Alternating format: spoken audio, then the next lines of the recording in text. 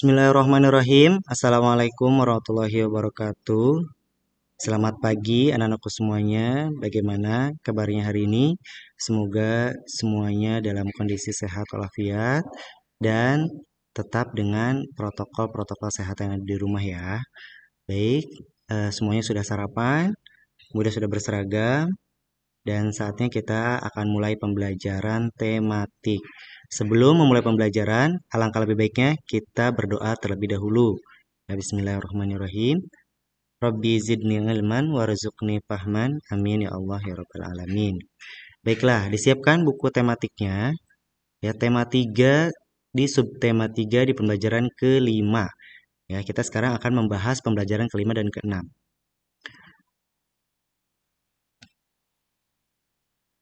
Baik, nah di sini dimulai dengan gemar membaca penemu Indonesia yang mendunia. Yang pertama ada Dr. Profesor Khairul Anwar ya. Dia adalah seorang ilmuwan Indonesia yang dikenal sebagai pemilik paten teknologi broadband yang menjadi standar internasional ITU ya, baik untuk sistem terestrial di bumi maupun satelit di luar angkasa. Ia telah menemukan teknik transmisi wireless dengan dua buah fast Fourier transform atau FFT, yaitu FFT kecil dan FFT besar, ya, dua pada transmitter dan dua pada receiver. Teknik ini mendapatkan penghargaan pada Januari 2006 dari IEEE Radio dan Wireless Symposium tahun 2006 di California dan menjadi standar International Telecommunication Union, ya. Ini adalah penemu-penemu Indonesia nih yang sudah mendunia. Nah, ini dia. Ya, ini adalah foto profilnya.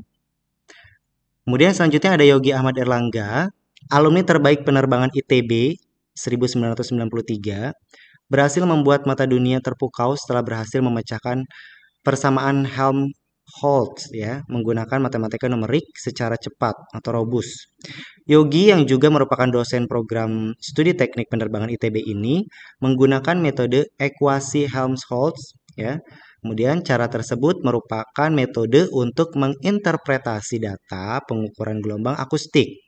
Nantinya, buah dari pemikiran Yogi itu bakal mempercepat pemrosesan data seismik dalam survei cadangan minyak bumi. Kabar tersebut tentu merupakan berita baik bagi perusahaan pengeboran dan tambang perminyakan. Alhasil, riset dan rumusan yang telah dipecahkan oleh dirinya membuat perusahaan perminyakan berlomba-lomba memberikan dana bantuan. Tujuannya jelas, agar penelitian yang dilakukan Yogi cepat selesai. Selain berhasil meraih gelar sarjana teknik di program studi Aeronautika dan Astronautika ITB pada 1998, Yogi juga berhasil gelar master dan doktornya itu di Delft University of Technology, Belanda ya, di tempat terakhir pula dirinya berhasil mempertahankan tesisnya hingga selesai ya. Wow. Ini patut dicontoh nih ya adik-adik. Ini profilnya ya. Ini foto beliau ya, Pak Yogi Ahmad Erlangga. Selanjutnya ada Warsito Petaruno. Dia lahir di Karanganyar 15 Mei 1967. Dia adalah seorang ilmuwan Indonesia juga, sama seperti anak desa pada umumnya. Warsito menghabiskan masa kanak-kanaknya dengan bermain di sawah dan melihara ternak. Meski demikian, anak keenam dari 8 bersaudara ini termasuk siswa yang cemerlang. Dia gemar membaca buku apa saja tanpa mengenal waktu dan tempat. Kecerdasan Warsito juga tidak bisa dilepaskan dari peranan kedua orang tuanya. Sang ayah selalu mendorongnya untuk selalu maju, sedangkan ibunya selalu memotivasi agar melakukan segala sesuatu pekerjaan dengan dasar ketulusan dan ketabahan. Alat terbaru yang sedang dikembangkan Dr. Warsito dan timnya adalah alat pembasmi kanker otak dan kanker payudara. Alat yang berbasis teknologi apa ini bacanya ya? ECFT ya. ECFT itu terdiri dari 4 perangkat yakni Brain Activity Scanner, Breast Activity Scanner, Brain Cancer Electrocapacitive Therapy, dan Breast Cancer Electrocapacitive Therapy. Brain Activity Scanner dibuat Dr. Warsito sejak Juni 2010. Alat tersebut berfungsi mempelajari aktivitas otak manusia secara 3 dimensi. Bentuk alat tersebut mirip helm dengan puluhan lubang konektor yang dihubungkan dengan sebuah stasiun data akuisisi yang tersambung dengan sebuah komputer. Alat itu bisa mendeteksi ada tidaknya sel kanker di otak. Dan alat itu dokter juga bisa melihat seberapa parah kanker otak yang diderita pasien. Ya, sementara itu, breast activity scanner diciptakan pada September 2011 juga berfungsi mendeteksi adanya sel kanker di tubuh. Nah, itu adalah beberapa uraian ya tentang penemu-penemu Indonesia yang mendunia. Dari uraian teks eksplanasi di atas, karakter apa saja yang dapat kamu teladani dari para penemu Indonesia yang mendunia ini? Ya, pasti dong ya seorang penemu itu tidak bisa lepas dari karakter-karakter positif yang dimilikinya. Nah, kira-kira menurut kalian apa saja nih ya karakter yang dimiliki para penemu Indonesia ini yang sudah mendunia ya? Bisa minta bantuan orang tua kalian dalam mengambil kesimpulannya ya. Nah, kemudian pada pembelajaran sebelumnya, kamu telah memahami tentang ciri modernisasi di bidang ekonomi. Selain membawa dampak yang baik ya, modernisasi juga membawa perubahan pada kehidupan sosial budaya masyarakat. Di antaranya yaitu pertama, gaya hidup konsumtif ya. Nah, gaya hidup konsumtif ini jadi ketika sudah modern nih di bidang ekonomi, jadi orang tuh jadi lebih banyak memberi barang-barang hal yang sebenarnya tidak diperlukan ya. Tapi karena dengan kecanggihan teknologi saat ini, segala sesuatu dapat dibeli dengan mudah, akhirnya gaya hidup konsumtif itu muncul. Kemudian kedua, menyukai produk luar negeri ya. Sekarang banyak jajanan-jajanan asli Indonesia yang justru ditinggalkan ya karena kita kita semuanya lebih menyukai produk-produk luar negeri yang diimpor ya dari luar negeri. Karena tadi balik lagi dengan karena adanya kemudahan teknologi. Yang ketiga, korupsi. Ini juga eh, dari modernisasi di bidang ekonomi ini bisa memunculkan dampak negatif salah satunya korupsi ya. Jadi lebih banyak peluang-peluang untuk melakukan korupsi. Kemudian yang keempat, berhutang. Saat kita sudah punya memiliki gaya hidup konsumtif, kita jadi lebih banyak ingin membeli barang-barang yang banyak gitu ya. Ketika uangnya sudah habis, pasti jalan yang diambil yaitu berhutang. Itu adalah salah satu dampak negatifnya juga nih dari modernisasi di bidang ekonomi. Yang kelima, kesadaran menabung yang mulai kurang. Jadi ketika sudah modern, kita bisa membeli apa saja yang kita inginkan, akan tetapi kita lupa untuk menabung untuk bekal di kemudian hari. Yang keenam, memunculkan jiwa wirausaha. Ya, kemudian selain itu, dampak dari modernisasi juga ini menimbulkan jiwa wirausaha. Jadi kita bisa muncul ide-ide baru untuk berwirausaha karena kemudahan teknologi memudahkan kita untuk membuat wirausaha yang baru. Seperti itu. Itu pembelajaran kelima. Kita lanjut sekarang ke pembelajaran yang keenam. Di sini bijak menyimak, silakan disimak baik-baik. Seorang penemu adalah orang yang mampu memanfaatkan kecerdasan yang diberikan Tuhan untuk kesejahteraan orang banyak. Ya, penemu juga memiliki kewajiban yang harus dilaksanakannya dengan penuh tanggung jawab. Di kalangan masyarakat, ilmuwan adalah sekumpulan pedoman maksudnya di kalangan masyarakat, ilmuwan ada sekumpulan pedoman kerja yang harus diikuti oleh seorang ilmuwan. Nah, pedoman kerja itu secara ringkas mencakup butir-butir sebagai berikut. Pertama, seorang ilmuwan itu harus berperilaku dan bekerja secara jujur, ya. Namanya seorang ilmuwan, maka dia akan menjadi contoh buat orang banyak. Jadi, hal yang pertama yang harus dimiliki oleh seorang ilmuwan adalah bisa berperilaku dan bekerja secara jujur. Yang kedua, tidak boleh semata-mata menggunakan data-data orang lain. Ya, jikapun mau menggunakan data orang lain, harus seizin orang yang memiliki data tersebut. Jadi tidak asal mengambil data orang lain. Yang ketiga, selalu bertindak tepat, teliti, dan cermat. Ya, jadi seorang ilmuwan itu tipikal orang yang tidak terburu-buru, tidak tergesa-gesa. Ya, dia bertindaknya secara tepat, bukan secara cepat. Dia harus lebih teliti, kemudian mencermati. Ya, jadi agar ilmu yang dihasilkannya ya, temuan yang dihasilkannya itu bisa bermanfaat bagi orang banyak dengan tepat. Yang keempat, berlaku adil terhadap pendapat orang lain yang muncul terlebih dahulu. Jadi saat kita mau menjadi seorang ilmuwan ya atau menjadi seorang penemu, kita harus berlaku adil nih terhadap pendapat orang lain yang muncul terlebih dahulu sebelum kita gitu ya. Kita harus berlaku adil jadi jangan menganggap bahwa penemuan-penemuan kita tuh lebih baik ya, atau lebih oke dari penemu-penemu berikutnya. Kita harus berlaku adil terhadap pendapat-pendapat orang lain yang muncul terlebih dahulu. Yang kelima, menjauhi pandangan berbias terhadap data dan pemikiran ilmuwan lain, ya. Jadi, kita harus bisa menyeimbangkan antara pemikiran kita dengan pemikiran ilmuwan lain. Jadi, jangan sampai bertabrakan seperti itu ya. Yang keenam, tidak berkompromi melainkan berupaya untuk menyelesaikan permasalahan yang dihadapi dengan tuntas, ya.